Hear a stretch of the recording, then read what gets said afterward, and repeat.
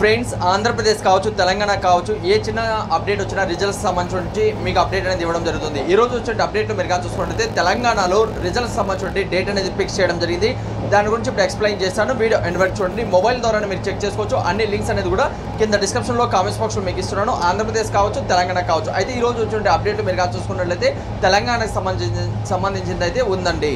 తెలంగాణలో టోటల్గా 24వ తేదీన 25వ తేదీన ఇంటర్ ఫలితాలు ఇస్తామని తెలియజేస్తున్నారు. 10వ తేదీ వరకు ఏంటంటే మూలీకరణ అనేది పూర్తి చేస్తారు. 2 వారాల పాటు మనకు మార్క్ లిస్ట్ అనేది ఎంట్రీ చేసిన తర్వాత ఎంసెట్ కన్నా ముందే మీకు ఫలితాలు వెల్లడి చేస్తామని తెలియజేస్తున్నారండి. పూర్తి డీటెయిల్ ఇక్కడ మీరు కానీ చూసుకున్నట్లయితే ఈ నెల 24వ తేదీన అలానే 25వ తేదీన మీకు ఏమంటే ఇంటర్మీడియట్ ఫలితాలు ఇస్తామనేసి విద్యా మండలి ఇక్కడ ఏర్పాటు చేస్తున్నట్టు ఇక్కడ తెలియజేస్తున్నారు.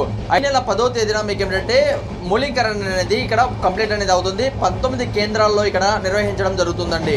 అయితే 1 నుంచి 2 సార్లు పరిశీలించిన తర్వాత మీకు ఎటువంటి ప్రాబ్లం లేకుండా అంటే ఒక్క క్వశ్చన్ పేపర్ని 2 సార్లు పరిశీలించి మీకు వచ్చిన మార్కెట్ కరెక్టా కాదని చెక్ చేసి మీకు విద్యార్థులకు టైం వేస్ట్ కాకుండా ఫైనల్ చేస్తున్నామని తెలియజేస్తున్నారు.